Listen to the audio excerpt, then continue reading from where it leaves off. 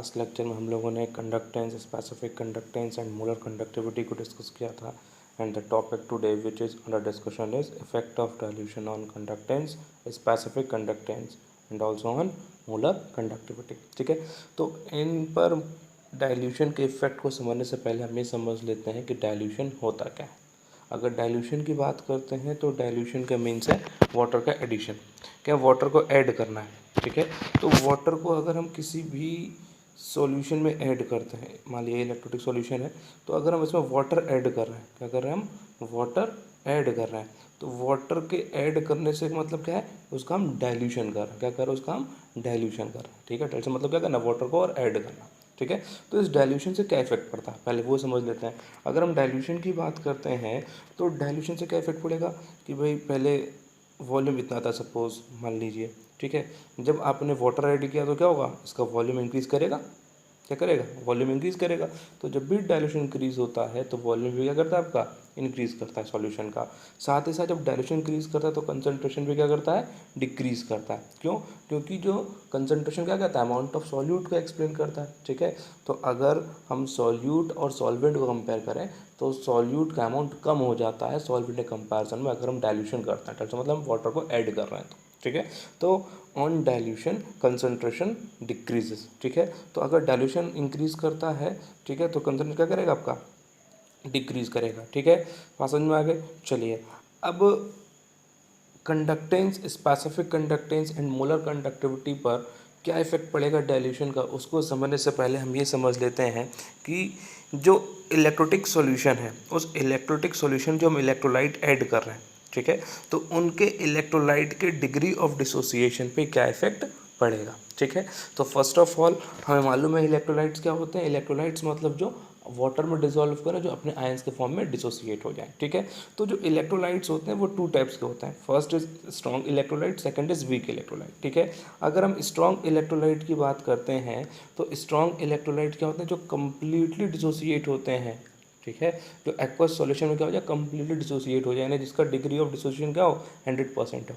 Degree of dissociation का मतलब है कि कितना अमाउंट हम लेके चले, उसमें कितना अमाउंट ब्रेक हुआ आयंस के फॉर्म में। ठीक है, सपोज मान लिया कोई भी रिएक्शन हो रही है, तो अगर हम 10 मोल किसी भी इलेक्ट्रोलाइट का लेके चल रहे हैं और वो पूरा पूरा 10 मोल डिसोसिएट हो जाए।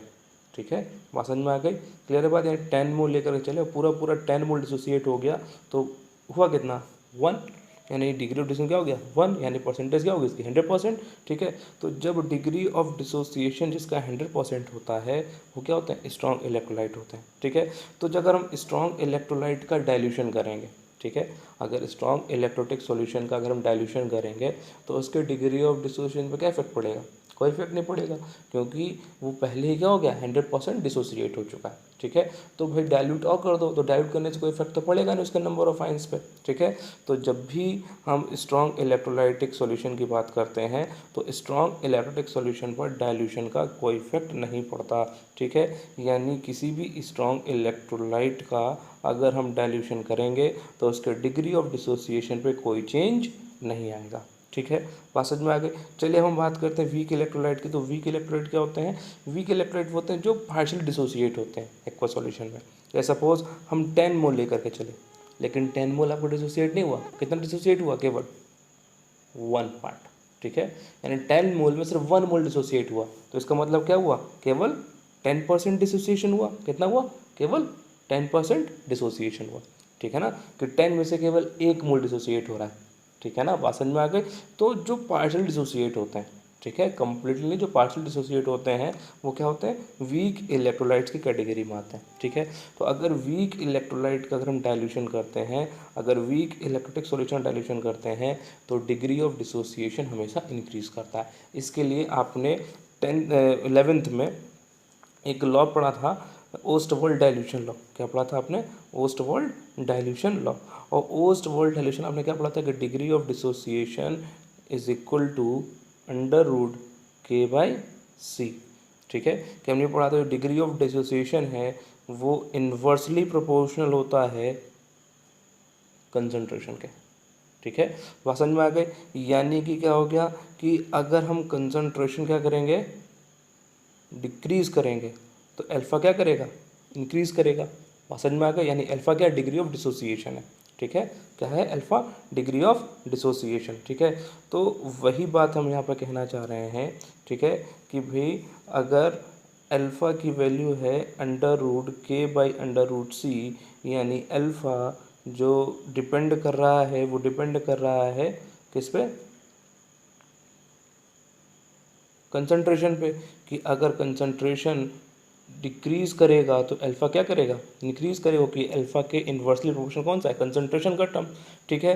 तो अल्फ़ा यानी डिग्री ऑफ डिसोसिएशन, यानी कि जब कंसंट्रेशन डिक्रीज करेगा यानी डाइल्यूशन इंक्रीज करेंगे तो क्या होगा, कंसंट्रेशन डिक्रीज करेगा।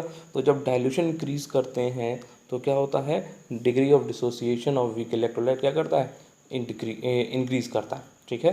बात समझ में आ गई। तो दो चीज़ें हमें ध्यान रखना है कि वीक इलेक्ट्रोलिटिक सॉल्यूशन केस में डाइल्यूशन इंक्रीज करने पर डिग्री ऑफ डिसोसिएशन इंक्रीज करता है, और स्ट्रॉन्ग इलेक्ट्रोलिटिक सॉल्यूशन केस में डिग्री ऑफ डिसोसिएशन में कोई इफेक्ट नहीं पड़ता।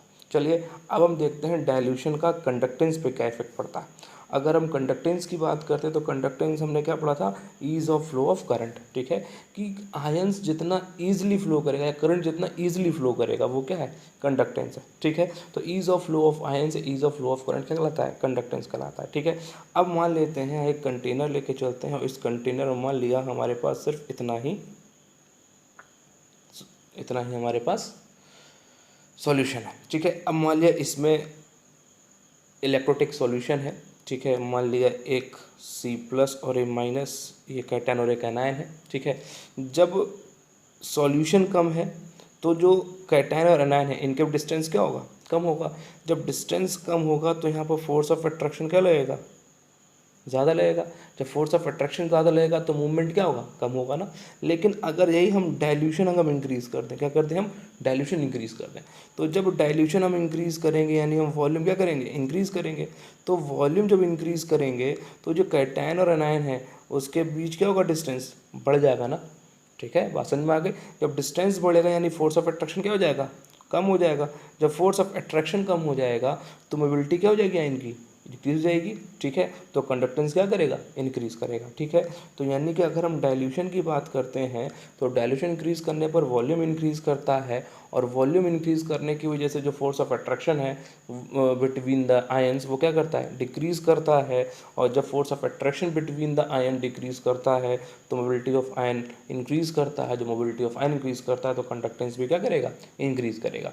बात समझ में आ गई। लेकिन अगर हम वीक इलेक्ट्रोलाइट की बात करते हैं, अगर हम किसकी बात करते हैं, वीक इलेक्ट्रोटिक सॉल्यूशन की, तो वीक इलेक्ट्रोटिक सॉल्यूशन में क्या पढ़ा था हमने अभी, डिग्री ऑफ डिसोसिएशन इंक्रीज करता है अगर हम डाइल्यूशन इंक्रीज करते हैं तो, ठीक है। डिग्री ऑफ डिसोसिएशन इंक्रीज करने का मतलब है नंबर ऑफ आयंस क्या कर रहे हैं, इंक्रीज कर रहे हैं, ठीक है। तो अगर वीक इलेक्ट्रोटिक सॉल्यूशन की बात करते हैं तो वीक इलेक्ट्रोटिक सॉल्यूशन केस में जब डाइल्यूशन इंक्रीज करते हैं तो नंबर ऑफ आयंस भी क्या करते हैं, इंक्रीज करते हैं। और जब नंबर ऑफ आयंस इंक्रीज करते हैं तो कंडक्टेंस भी क्या करेगा, इंक्रीज करेगा, क्योंकि कंडक्टेंस डिपेंड करेगा किस पे, आयंस पे, आयंस के फ्लो पर, ठीक है। तो जब आयंस ज़्यादा होंगे तो आयंस का फ्लो भी क्या होगा, ज़्यादा होगा, तो कंडक्टेंस भी क्या होगा, ज़्यादा होगा, ठीक है। तो अगर हम डाइल्यूशन इंक्रीज करते हैं तो डाइल्यूशन इंक्रीज करने पर मोबिलिटी ऑफ आयन भी इंक्रीज करती है और नंबर ऑफ आयंस भी इंक्रीज करते हैं, इसलिए कंडक्टेंस भी क्या करेगा, इंक्रीज करेगा, ठीक है। तो on increasing dilution conductance also increases, okay. चलिए एंड नेक्स्ट हम देखते हैं स्पेसिफिक कंडक्टेंस पे यानी कपा पे क्या इफेक्ट पड़ता है, ठीक है। तो स्पेसिफिक कंडक्टेंस हमने क्या पढ़ा था, conductance of 1 mole of solution, हमने क्या पढ़ा था, conductance of 1 ml of solution, ठीक है। Conductance of 1 ml of solution, ठीक है, कि 1 ml सॉल्यूशन का जो कंडक्टेंस होगा वो क्या होगा, स्पेसिफिक कंडक्टेंस होगा यानी कपा, ठीक है। बात समझ में आ गई।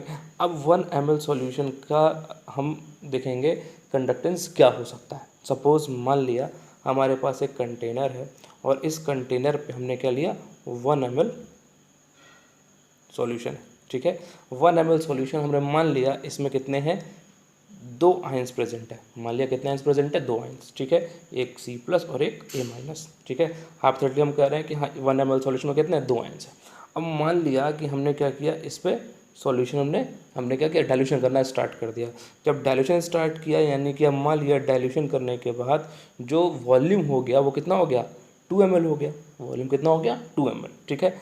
अब 2 ml हो गया, ठीक है। तो अब तक के लिए 1 ml में 2 आयंस थे, अब आयंस तो चेंज नहीं हो रहे ना, आयंस तो चेंज नहीं हो रहा है, लेकिन वॉल्यूम क्या कर रहा है, इंक्रीज कर रहा है। तो हमें यही देखना पड़ रहा है कि अब 2 ml में कितने आयंस होंगे, ठीक है। तो 1 ml में 2 आयंस है, तो 2 ml में कितने होंगे, तो 2/2 कितने हो गए, 1, कितने हो गए, 1 आयन हो गए, ठीक है। बात समझ में आ गई।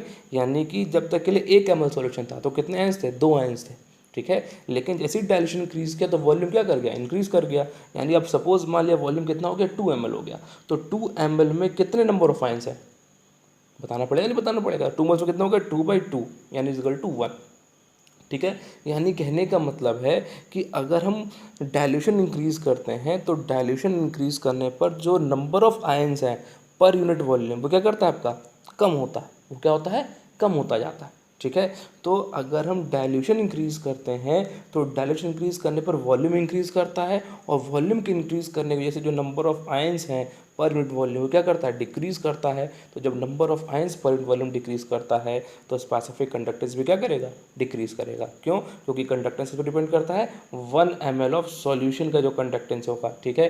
यानी 1 ml सॉल्यूशन में अगर आयंस ज़्यादा होंगे तो कंडक्टेंस क्या होगा, ज़्यादा होगा, और 1 ml आयंस में कंडक्टेंस का आयंस कम होंगे तो कंडक्टेंस क्या होगा, कम होगा, ठीक है।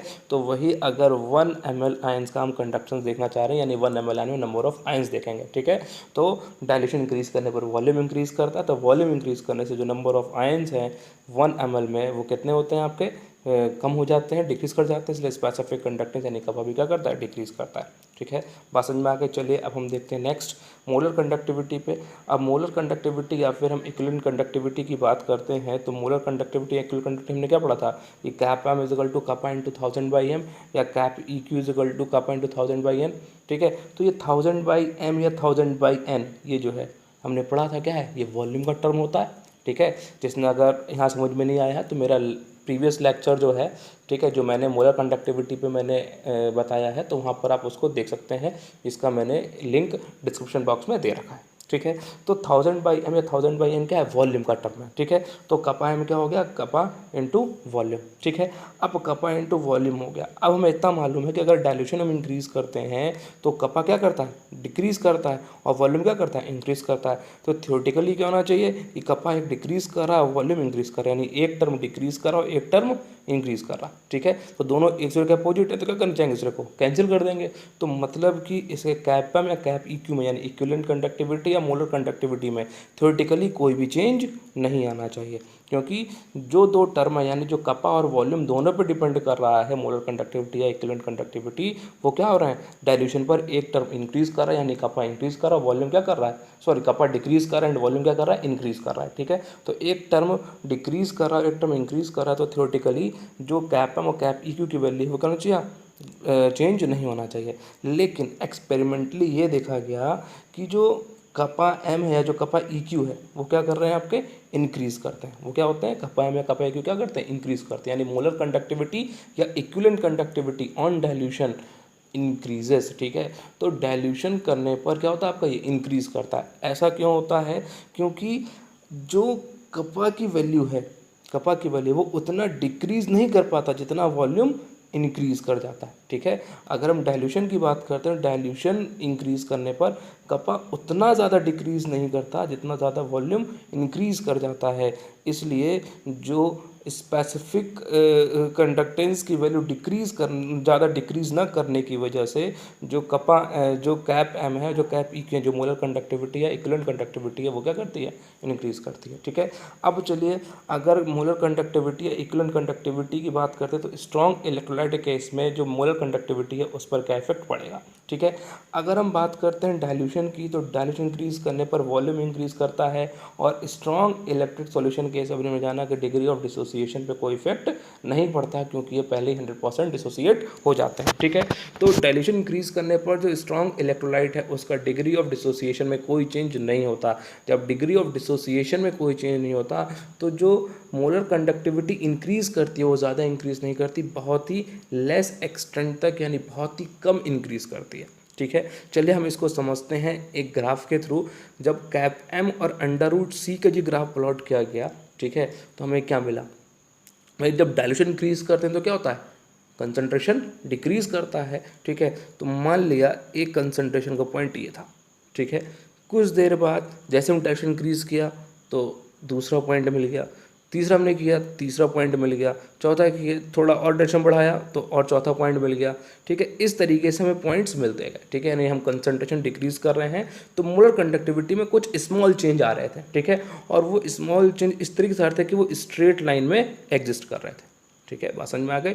यानी कि जब हमने डाइल्यूशन इंक्रीज किया, यानी डाइल्यूशन इंक्रीज का मतलब क्या है, कंसंट्रेशन डिक्रीज कर रहा था। तो जब कंसंट्रेशन डिक्रीज कर रहा था उसके रिस्पेक्ट में हम जब हम मोलर कंडक्टिविटी की वैल्यू देख रहे थे, वो क्या रहा था, बहुत ही कम इंक्रीज कर रहा था, ठीक है। और वो कैसा वेरी कर रहा था, वो स्ट्रेट लाइन में वेरी कर रहा था, ठीक है। और जब स्ट्रेट लाइन में वेरी कर रहा था उसे जब हमने आगे मिलाया तो क्या मिल गया, वो क्या कर रहा था, वाई एक्सिस को कट कर रहा था। क्या कर रहा था, वाई एक्सिस को कट कर रहा था। यानी इतना हमें मालूम चल गया कि अगर हमें स्ट्रॉन्ग इलेक्ट्रोलाइट की अगर हम केस की बात करते हैं तो स्ट्रॉन्ग इलेक्ट्रोटिक सॉल्यूशन का अगर हमें निकालना हो जीरो कंसंट्रेशन पर वैल्यू, जीरो कंसंट्रेशन मतलब इनफाइनाइट डाइल्यूशन, जीरो कंसंट्रेशन मतलब इनफाइनाइट डाइल्यूशन। देखो ये पॉइंट क्या होता है, जीरो कंसंट्रेशन का, और जब ये वाई एक्सिस को कट कर रहा है तो क्या मिलेगा, वो पॉइंट जिस पॉइंट पर वाई एक्सिस कट कर पॉइंट क्या होगा, जीरो कंसंट्रेशन पर मोलर कंडक्टिविटी होगी, यानी इनफाइनाइट डाइल्यूशन पर मोलर कंडक्टिविटी होगी। बात समझ में आ गई ना। यानी हमें इससे पता चल रहा है कि जो स्ट्रॉन्ग इलेक्ट्रिक सॉल्यूशन है उसको हम उसके ग्राफिकली रिप्रेजेंटेशन से हम इजीली इनफाइनाइट डाइल्यूशन पर हम मोलर कंडक्टिविटी को एक्सप्लेन कर सकते हैं, ठीक है।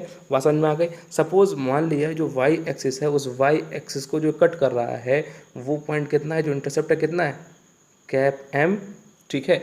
और जीरो कंसंट्रेशन में हम क्या लगाते हैं, ऊपर जीरो लगा देते हैं, ठीक है। तो इंटरसेप्ट कितना हो गया, कैप एम नॉट, ठीक है। बात समझ में आ गया। यानी जो पॉइंट ये वाला पॉइंट क्या हो गया, कैप एम नॉट, ये वाला पॉइंट क्या हो गया, जहाँ पर वाई एक्सिस को कट कर रहा है, ठीक है, इंटरसेप्ट कर रहा है, वो क्या हो गया, कैप एम नॉट, ठीक है। Where naught notes molar conductivity at zero concentration और इनफाइनाइट डाइल्यूशन, ठीक है। बात समझ में आ गई।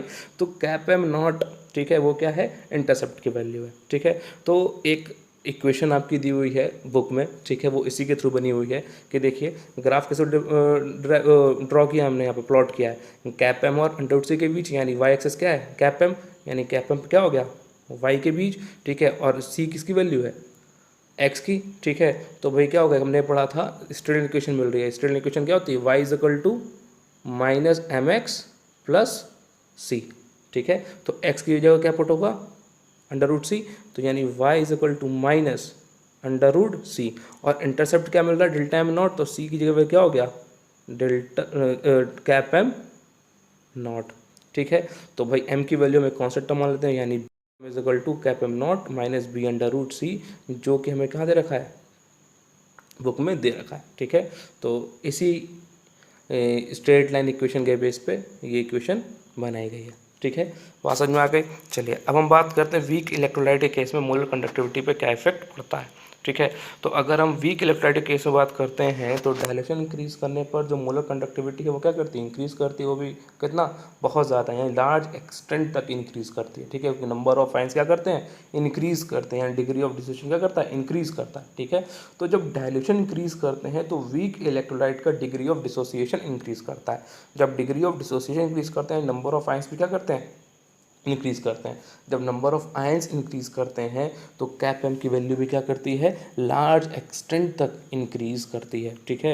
यानी कि अगर हम इसके ग्राफ को प्लॉट करते हैं कैप एम और अंडर रूट सी के बीच, तो कैप एम और अंडर रूट सी की जब ग्राफ प्लॉट किया जाता है तो धीरे धीरे जब डायरेक्शन इंक्रीज करते हैं तो कंसंट्रेशन डिक्रीज करता है, और अचानक से क्या करेगा, कैप में बहुत ज़्यादा चेंज आएगा, ठीक है। कैप में क्या हो जाएगा, बहुत चेंज है। देखो इस तरीके से कर्विकल ग्राफ आया है ना, ठीक है, कर्व के फॉर्म में। तो ये क्या हो गया, ये जैसे इलिप्टिकल फॉर्म कह सकते हैं, इलिप्टिकल फॉर्म में आया है, या फिर जो है हाइपरबोला फॉर्म में आया। तो ये जो बहुत अचानक से चेंज होता है ये, ठीक है। तो इसलिए ऐसा चेंज आता है। और क्या होता है, ये वाई एक्सिस के पैरेलल हो जाता है, ठीक है। जब वाई एक्सिस के पैरेलल हो गया तो ग्राफिकली क्या हम जीरो कंसंट्रेशन पर, ये क्या है, जीरो कंसंट्रेशन, जीरो कंसंट्रेशन पर हम इसकी वैल्यू बता सकते हैं, नहीं ना, क्योंकि जब ये पैरेलल हो गया वाई एक्सिस के, ठीक है, तो ये कहाँ पर कट करेगा पता नहीं, ठीक है। बात समझ में आ गई ना।